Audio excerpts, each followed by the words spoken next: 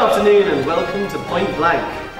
I am the new co-presenter. Along with me here is Raneem and I am Thomas Raphael, and today we are talking about the mansion tax in the United Kingdom and whether it was right to kill Colonel Gaddafi. The Liberal Democrats have revised the threshold for their proposed high-end property tax. The so-called mansion tax was originally supposed to apply to homes of over £1 million in value, but that threshold has now been doubled. Thomas, can you tell us what you think about it, please? Well, it's not so much, Raneem, what I think about it. It's more about how it will affect people in our entire economy from top to bottom. It's very easy to say if we get rid of the 50p tax, we can just replace it with another tax on the rich. If you increase taxes to 50%, it's going to put off people paying it. It's going to cause more tax avoidance. However, if you decide to get rid of that and replace it with a mansion tax, that can have serious ramifications. If, for the sake of arguments, 20 years ago you bought a house which was worth £1 million. Today, that same house, for the sake of easy mathematics, is worth £10 million. You earn £100,000 a year, and you are already paying a lot of tax towards the government. Let's say that the government taxes your house at just 1% of its overall value. That would be £100,000. If you were to do this yearly, it would be £100,000 you'd have to pay to the government. Now, the assumption here is that all people who have houses worth £10 million are very rich. But if you are only earning £100,000 a year, and you have to pay £100,000 a year in tax, there's no way you're going to be able to keep the house. Therefore, it doesn't help the government, it doesn't help the economy, and worst of all, it's going to affect everyone. Because if a house which is worth £10 million is not able to be worth more than £2 million tomorrow, then a house, say in the suburbs of Manchester, which is worth £200,000, will be worth next year, say, £120,000 or £100,000, because the entire ranking of how much a house is worth will have to be changed. So overall, everyone will lose money. What's the alternative then to a mansion tax? What do you propose? Thinking about an alternative suggests that something has to be done. Mm-hmm. That's one of the difficulties that politicians face nowadays, is that they always feel that something has to be done. Yes. But the fact is that if you tax rich people more and more, they will just leave, or they will find ways of avoiding it. There are companies set up in the UK specifically for that task. The most that we can possibly make them pay. The best idea would be to reduce the 50p tax rate to 40p. And I have that evidence here. In 1999, the tax rate on the richest was 40%.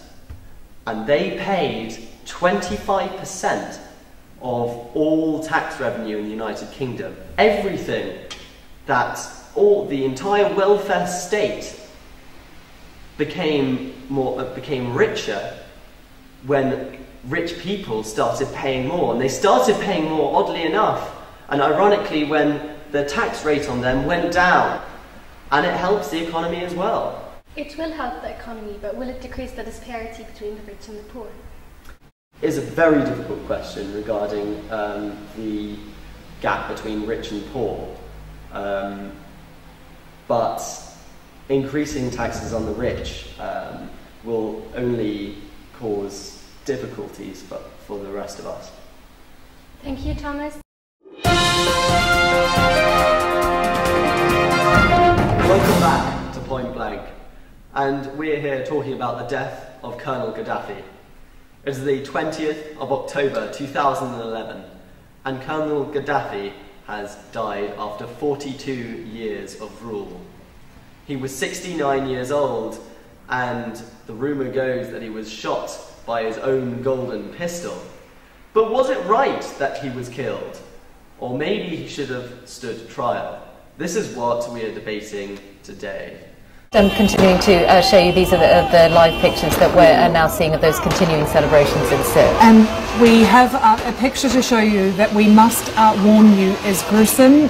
We understand perhaps that this could be Colonel Gaddafi, although we cannot confirm it. It's incredibly grainy.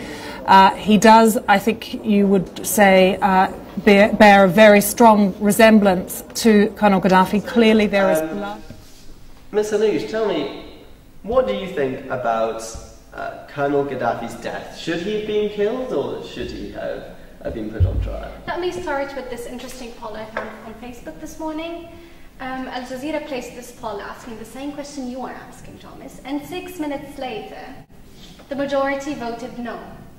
Really, you have to explain why it should be a trial and not just the death that perhaps he deserved. Maybe he deserved death at the end of the day, but I think for the sake of his people, for the sake of the secrets that are being carried on to him in his grave, with him into the grave, he should have been properly tried. For the sake of the people living in Libya right now, for the sake of the people who actually resisted his dictatorship. It should have been properly tried, Thomas. What do you think? See. Well, you talk about the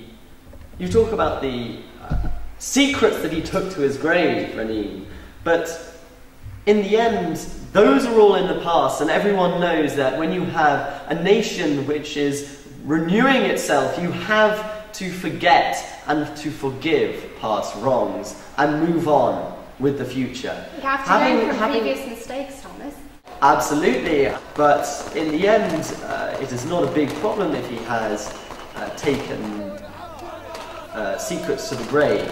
In the end, what is most important for the country of Libya is closure. They need closure and they need to move on. This is a man who absolutely deserved what he got, and if they had gone through a lengthy trial, this could have divided Libya in a way which a short, quick death, which may well have been accidental, has not. Now with how everything has ended, don't you feel there's this dispersion of power around Libya where people cannot actually figure out what's the next step? Well, I don't agree with that at all, Raneem. The fact that this National Council was recognised by the West or by other countries around the world doesn't legitimise its presence. There hasn't been any elections, there hasn't been any proper way of building after the revolution.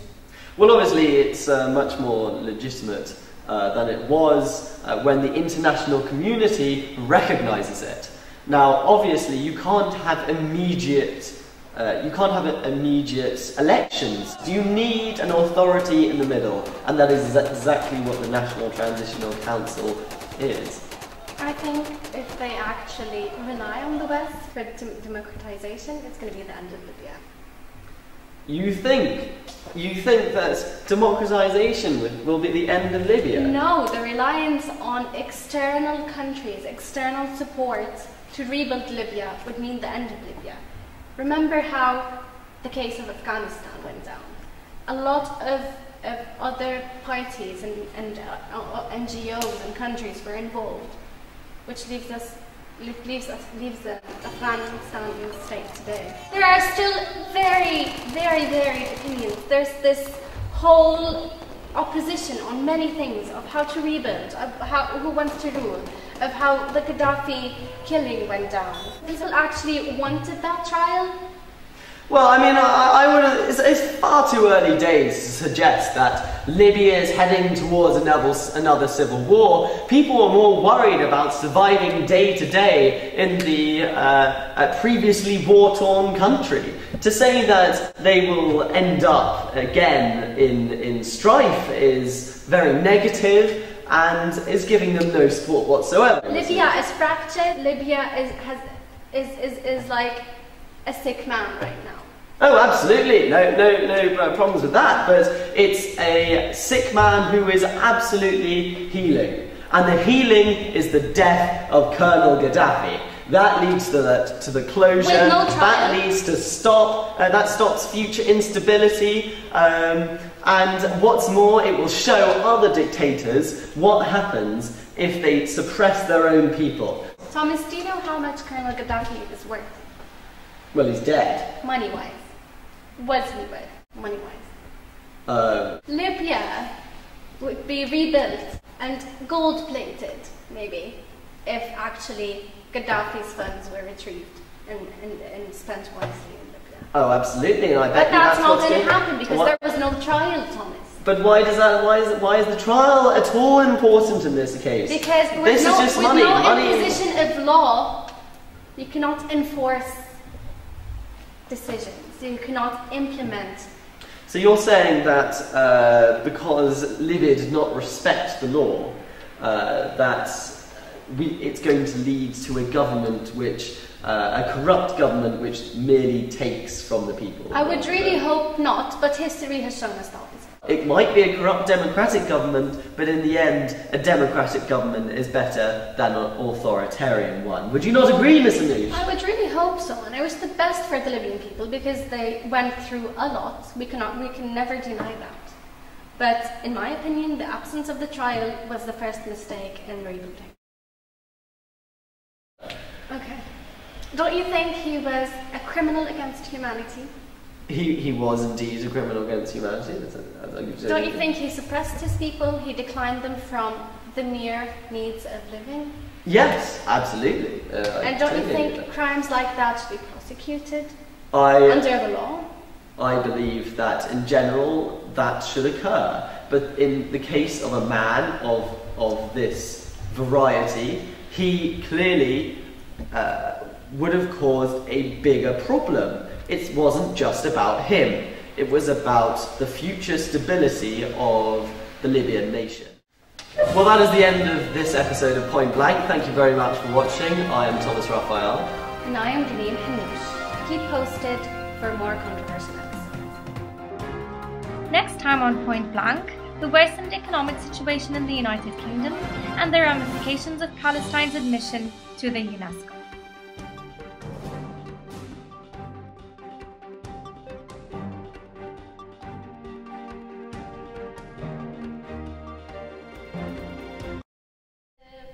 Oh, I forgot about this thing. That would be so much easier to move. We're recording, by the way. Why Yeah, are we I know. recording? Don't know as well. What you're saying is quite good.